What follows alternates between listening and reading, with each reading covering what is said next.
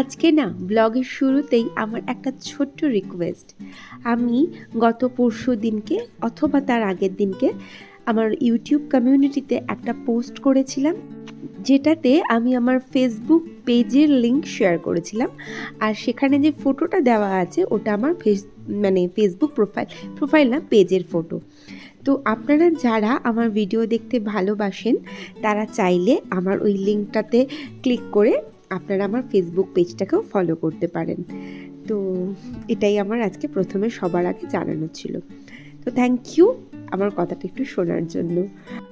আর আবারও রিকোয়েস্ট করছি, আপনারা যদি ভালোবাসেন আমাকে, যদি আমার ভিডিও পছন্দ করেন, তো প্লিজ আমার ফেসবুক পেজটাও একটু ফলো করে দেবেন। তো শুরু করি। আজকে না এটা হচ্ছে বুধবার দিনকে সন্ধ্যাবেলা। তো সন্ধ্যাবেলায় আমি লাইট ফাইটগুলো ঘরে জেলে দিয়ে ঠাকুর ঘরে সন্ধে দিয়ে এসে নিচের ঘরেও একটু ধূপ গঙ্গা জল দিয়ে দিলাম। আর প্রত্যেক দিনই তো বৃষ্টি হচ্ছে, সেই জন্য অ্যাকচুয়ালি বাবুই প্রত্যেক দিন যেদিন ঘরে থাকে সেদিনই ওর দাবি, মামা কী খাবো, কিছু অর্ডার করি, জোম্যাটোতে হোক, সুইগিতে হোক, বা যা খুশি কোনো হোটেলে অর্ডার করে দিয়ে নিয়ে আসি। রোজের এসব ভালো লাগে, এক তো পয়সা শ্রাদ্ধ, আর তার সাথে সাথে ওর তো আবার একটুতেই পেটে ব্যথা শুরু হয়ে যায়। তো আজকে না ভাবলাম যে তোর যখন মুখরোচক এত খেতেই ইচ্ছা করে, তো আমি এই রেসিপিটা একটু ট্রাই করে দেখি। খুব ছোটোবেলায় না এই টাইপের রেসিপি আমি খেয়েছিলাম আমার খুব প্রিয় একজন মানুষের কাছ থেকে, আর রিসেন্ট এক জায়গায় দেখলাম এটা, তো আমি সেই জন্য ভাবলাম তাহলে এইটাই ট্রাই করি। তো সন্ধ্যাবেলাটা বাবুই পড়ছিল, তো প্রথমে বললো মা চা খাবো। আমি দাঁড়া, শুধু চা না, আজকে চায়ের সাথে তোকে একটা চাও বানিয়ে দেবো। তো পাউরুটি দিয়ে এই রেসিপিটা ট্রাই করলাম। তেমন কিছুই না, আমার পাউরুটিটা প্রথমে নিলাম আর আলুটা সিদ্ধ করলাম। আর আলুটা আপনার মনের মতন করে আপনি বানিয়ে নিন, পেঁয়াজ, টমেটো, কাঁচা লঙ্কা, কিছু মশলা দিলে আপনারা দিতে পারেন। একদমই খুব স্বাভাবিকভাবে আমি করেছি, সেটা ওই পাউরুটির মধ্যে দিয়ে ভেজে নিলেই হয়ে গেল, বা বেসনের ব্যাটার দিয়ে। তো রেডি করে আমি একটু চা নিয়ে বসলাম, আর এদিকে বাবুইকে 70 বার ডাকছিলাম, বাবুইর আর সাড়া নেই, সে কি একটা করছে। বললাম আয় নিয়ে যা, তো বলতে বলতে তারপরে সে নিয়ে গেল। আর আমি একা একাই বসে বসে খাচ্ছিলাম, আর ওর সাথে ও ঘরেই ছিল আর আমি ওর সাথে গল্প করছিলাম। তো গুড মর্নিং এভরিওয়ান, আমি সৌমি, আর আমার চ্যানেলের আরও একটি নতুন ব্লগে আপনাদের সবাইকে স্বাগত। এটা বৃহস্পতিবারের সকাল, আর এখন ঘড়িতে 7টা বাজে। আজও উঠেছি অনেক ভোরে, উঠে কাজকর্মগুলো সব কমপ্লিট করেছি। আর তারপরে আজকেও বাবুইকে পাঠিয়েছি ফুল আনতে। আজকে বাবুই স্কুল ছিল, কিন্তু প্র্যাকটিক্যাল ছিল মেয়েদের বলে ও আর আজকে যায়নি স্কুলে। তো সেই জন্য ওকেই পাঠালাম। অনেকটা ভোরবেলা ও উঠেছে আমার সাথে সাথে, তো ওকে ফুল আনতে পাঠিয়ে দিয়ে আমি আমার টুকটাক কাজগুলো সেরে নিচ্ছিলাম। একটু সানস্ক্রিন, একটু ময়শ্চারাইজার সব একটু একটু করে ইউজ করে নিলাম। আর এবার সোজা চলে আসলাম আমি ঠাকুর ঘরে, ছাদে এলাম আগে। আর ওয়েদারটা তো দেখতেই পাচ্ছেন, এরকম অবস্থা ওয়েদার। তো আজকে যেহেতু বৃহস্পতিবার, তো ঠাকুর ঘরে একটু আলপনা দিলাম। আলপনা না আজকে আমার মনের মতন হয়নি, যাই হোক আলপনাটা দেওয়া কমপ্লিট করে আমি পুজো দিতে শুরু করলাম। আজকে ওই যে বললাম, যেহেতু বৃহস্পতিবারে সুন্দর করে পুজো পাঠটা কমপ্লিট করি। আর ভগবানের কৃপা থাকলে তো সংসারে আয় উন্নতি হবেই। কিছু নিয়ম মেনে তো পুজো করতেই হয় আমাদের বাঙালিদের ঘরে, যা শিখেছি ছোটোর থেকে। তো সেই সব নিয়মপত্র মেনেই পুজো করি। আর আমি আর একটা জিনিস মনে করি, যে ঈশ্বরের কৃপা বা মা লক্ষ্মীর কৃপা পেতে গেলে মানুষের সাথে ভালো করে ব্যবহার করতে হবে। তার কৃপা পেতে গেলে শুধু ফুল ধূপ চড়িয়ে দিলেই হবে না।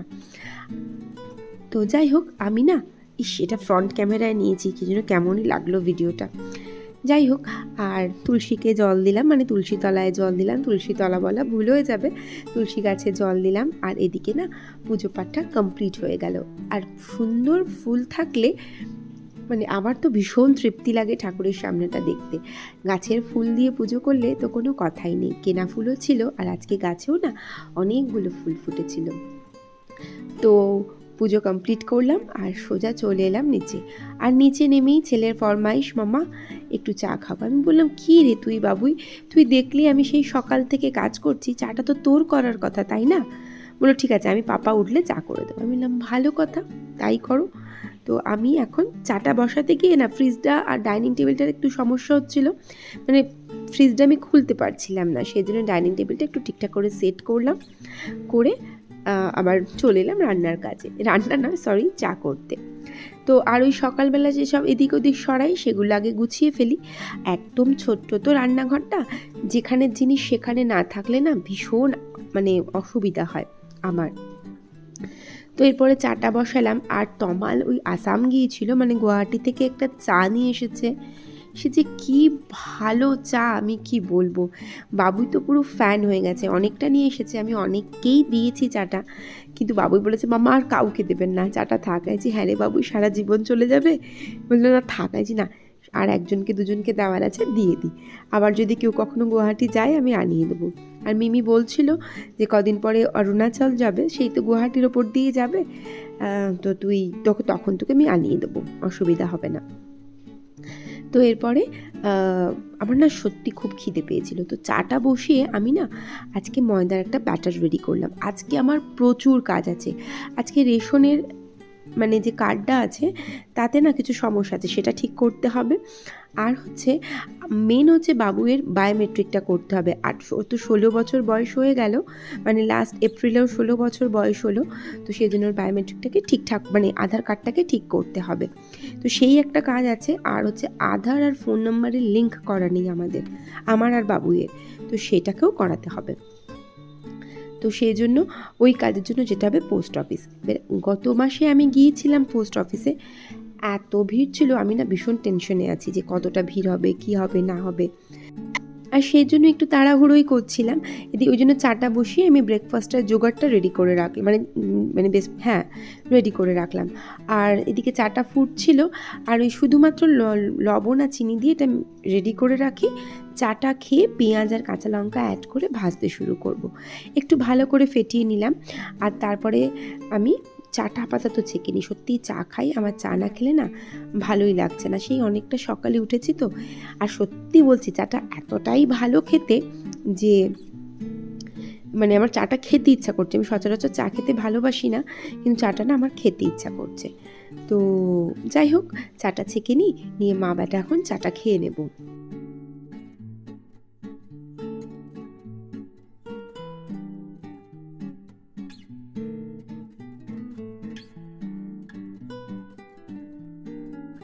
আর ওই যে বললাম আজকে ভীষণ তাড়াহুড়ো আছে, সেই জন্য আমি না গোলা রুটিগুলো ভাজতে শুরু করেছিলাম। বাবুইকে বললাম তুই খেয়ে নে বাবা, 10টার সময় বেরোবো। তো ওকে আমি একটা ভেজে দিয়ে দিয়েছিলাম রুটি, আর বাকিগুলো টুকটুক করে ভাজি তমালের জন্য রাখবো, আমি খাবো, দিয়ে আমি বেরিয়ে যাব। এদিকে আধারটা আর হচ্ছে একটা টোকেন দিয়েছিল, সেইটাকে খুঁজে বার করতে হবে। এইটা একটা হেডেক, আমি কোথাও রাখলে না ভীষণ ভুলে যাই, তবে আজকে মনে আছে, তাও হয়তো খুঁজে পাওয়ার সময় সমস্যা হতে পারে। তো এদিকে বাবুইকে খেতে দিয়ে আমি আবার কয়েকটা ভেজে নিচ্ছিলাম।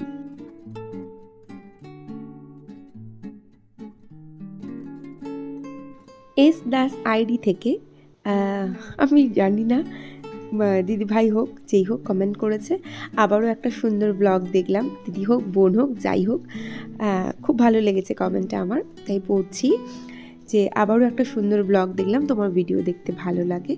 তো থ্যাংক ইউ সো মাচ এত সুন্দর একটা কমেন্ট করার জন্য। আর প্লিজ পাশে থেকো গো, তোমরা আছো বলেই আমি আছি, থ্যাংক ইউ। তো এদিকে না আমি ভেবেছিলাম খাওয়া দাওয়া কমপ্লিট করে বেরিয়ে যাব 10টা নাগাদ বা 10:30। ও মা, এবার আমি আধারটা বার করব বলে ফাইলটা ঘাঁটছি, আর সাথে সাথে যে গত মাসে যে গিয়েছিলাম যে টোকেনটা দিয়েছিল সেখানে লেখা আছে দুপুর 1টায় যেতে হবে। আমি বললাম আমি কি কেমন মানুষ, সেজন্য আমি ভাবলাম থাক তাহলে আগে কাজগুলো করি, ভীষণ তাড়াতাড়ি করে কাজগুলো করতে হবে। তো সেই ফাঁকে আমার যা ফোন করে বললো রেশনের কাজে যেতে হবে, আবার আমি এই বাসন কটা মেজে রেখেই দৌড় লাগাবো ওই রেশনের কাজটাতে করে দেওয়ার জন্য। তো যাই হোক দেখি গিয়ে কি কাজটা হয় বলে, তাই আগে তাড়াতাড়ি করে আমি বাসনপত্রগুলো সব মেজে নিই, আর চালটা না ভিজিয়ে রেখে যাব।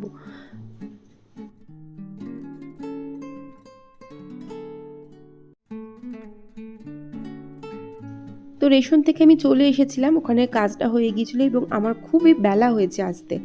তো এসেই না আগে আমি দেখলাম যে তমাল বিছানাটা গুছিয়েছে, তবে কোনো রকমে গুছিয়েছে, খুব একটা সুন্দর করে কিছু গোছায়নি। আর আমি দোতলায় গিয়েছিলাম, কিছু জামা কাপড় ছিল, সেই জামা কাপড়গুলো নিয়ে এলাম।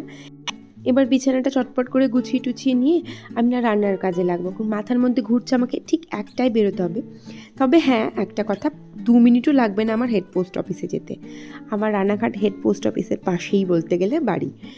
তো একটা মোড় ঘুরলেই আমার বাড়ি, মানে বললাম তো 2 মিনিটও লাগবে না হেঁটে গেলে, এতটাই কাছে। তো যাই হোক, তাড়াতাড়ি করে রান্না করব বলে চলে এলাম। আর ওই যে বললাম চালটা তো ভিজিয়ে রেখেছিলাম, তো আগে ভাতটা বসিয়ে দিই। আর রান্না করব হচ্ছে সার্ফ মাছের ঝোল ভাত। এখন ঘড়িতে 12টা বেজে গেছে, 12টা 10 মতন বাজে।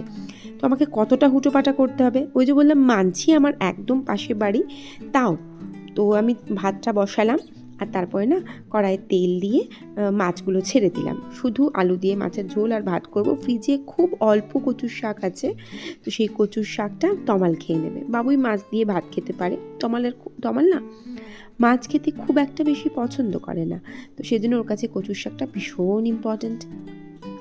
তো এদিকে মাছটা ভাজতে দিয়ে আমি আলুটা ছাড়িয়ে নেবো বলে চলে এলাম। শতাব্দী মুখার্জি আইডি থেকে সুন্দর একটা কমেন্ট করেছে যে তোমার কথাগুলো শুনতে ভীষণ ভালো লাগে, তুমি ভারী মজা করে কথা বলো। Thank you so much. Please আমার পাশে থেকো, থ্যাংক ইউ।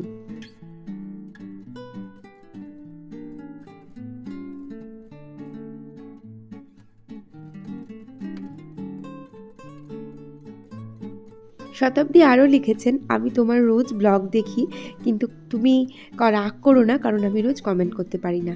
কেন রাগ করবো ভাই, তুমি আমার ভিডিও দেখো, এইটাই আমার কাছে অনেক অনেক। আর আমি তোমাকে বলছি থ্যাংক ইউ ওয়ান্স অ্যাগেন। তুমি এরকম প্লিজ ভেবো না তুমি কমেন্ট করতে পারো না বলে আমি রাগ করি। তুমি দেখো, তাতেই আমি ভীষণ খুশি। থ্যাংক ইউ গো, থ্যাংক ইউ সো মাচ।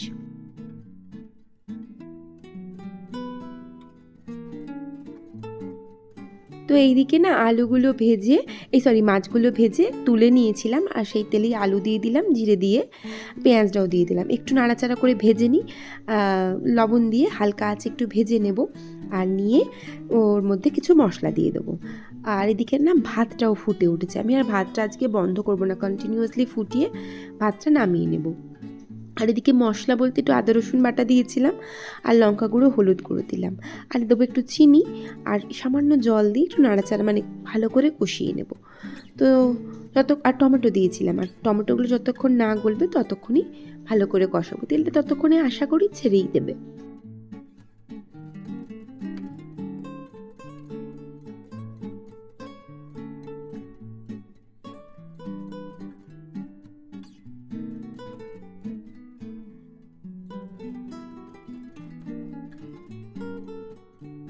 তো আলুটা না আমার বেশ ভালো করেই কষানো হয়ে গিয়েছিল, আর আমি এইটার মধ্যেই মানে কড়াইয়ের মধ্যে জল ঢেলে দিলাম। আর কড়াইয়ের মধ্যে জল ঢেলে আমি সোজা চলে এলাম আমার ঘরে, আর জামাটা চেঞ্জ করে নিলাম। প্রথমে ভেবেছিলাম যেটা পরে আছি ওটা পরেই চলে যাব, কিন্তু সেই সকাল থেকে কাজ করছি তো পুরো ঘাম ছুটে গেছে, সেই জন্য চেঞ্জ করলাম। আর কোনো রকমে চুলটা একটু এদিক ওদিক করে সামনেটাই ঠিকঠাক করে আঁচড়াবো, তারপরে ঝিটকি মিটকি করে চলে যাব কোনো রকমে। তো রেডি হয়ে নিচ্ছিলাম বেরোবো বলে।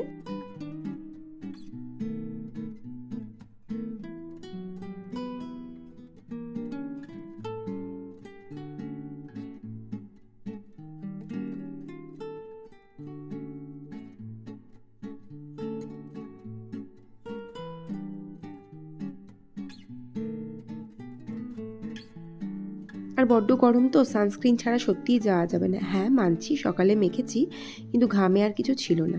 আর টিপটা একটু ডার্ক করে নিলাম, পেতনি মার্কা লাগছি কাজ করতে করতে। তো আমি না বেরোনোর আগে ভাতটা আমার হয়ে গিয়েছিল, আর আলুটাও সেদ্ধ হয়ে গিয়েছিল, সেজন্য আমি কড়াইয়ের মধ্যে মাছটা তুলে দিয়ে গ্যাসটা বন্ধ করে দিয়ে যাব। তো মাছটা তুলে দিলাম, আর ঢাকা ঢাকা দিয়ে দেবো। আর হচ্ছে ওই যে বললাম ভাতটা উপর দেব, তারপর আমি বেরোবো।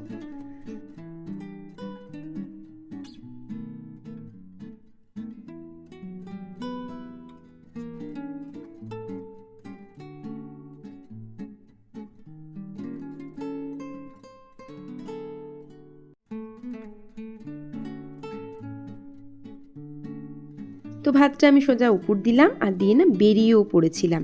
আর এটা হচ্ছে ফেরার সময়, এটা আমাদের গলির মধ্যে আমি ফিরছি। ভীষণ তাড়াতাড়ি না আমার কাজটা হয়ে গিয়েছিল, মানে 20 মিনিটও লাগেনি। আমি যখন গেলাম আমার আগে একটি মেয়ে ছিলেন, আর তিনি মিনিট 5 ওয়েট করেছে আর আমিও মিনিট 5 ওয়েট করেছি।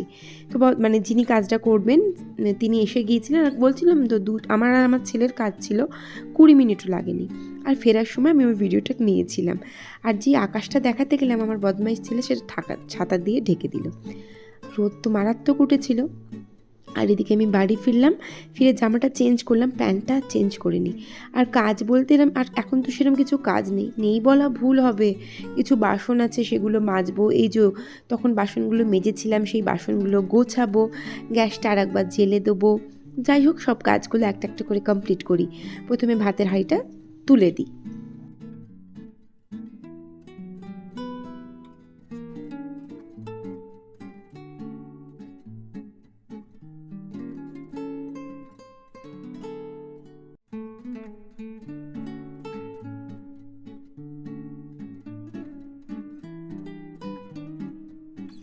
আর চাটুটা না একটু ভালো করে মেজে নিই। ওই পরোটা করেছি, পরোটা না, ওই কী বলে, গোলা রুটি করেছিলাম তো একটা কেমন তেল ছিটে দাগ থাকে, ওটা না কন্টিনিউয়াসলি থাকলে ভীষণ তাড়াতাড়ি চাটু খারাপ হয়ে যায়, তা সে যত দামি চাটু হোক না কেন। তো ওই যে অল্প কিছু বাসন পড়লো, সেই বাসনগুলো একটু মেজে নিলে আমারই সুবিধা হবে। তারপর তো আবার এই সমস্ত এঁঠো কাঠা বাসন পড়বে, সেগুলোও মাজতে হবে। আর এদিকে তরকারিটাও গরম করে নিয়েছিলাম আরও একবার, মানে মাছ দিলাম না সেই তখন, তারপর তো আর ফোটাইনি। তো এবার একটু ভালো করে ফুটিয়ে নিলাম, নিয়ে আজকে আর ঢালবো না, বেশ বেলা গেছে তো আজকে আর কোনো রকম ঢালাঢালি করবো না। এটা ধরেই সবাইকে সার্ভ করে দেবো, আর একেবারে বাসনপত্রগুলো সব মেজে নেব। আর গ্যাসটা তো নোংরা হয়েইছে, সেটাকে একটু ভালো করে সাবান টাবান দিয়ে পরিষ্কার করে ফেলি।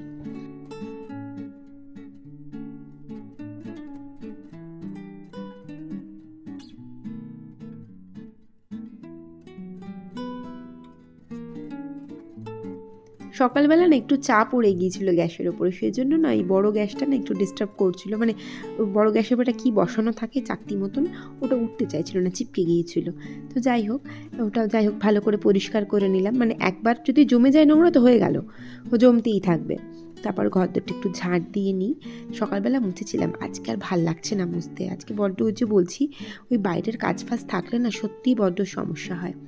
তো ঘরদোরটা একটু ঝাঁট দিয়ে নিই। আর বাবুই স্নানে গেছে, ও এলে ওর খাবারটা বেড়ে দেবো, আর আমি একটু ফ্রেশ হব, তারপর আমি খাবো।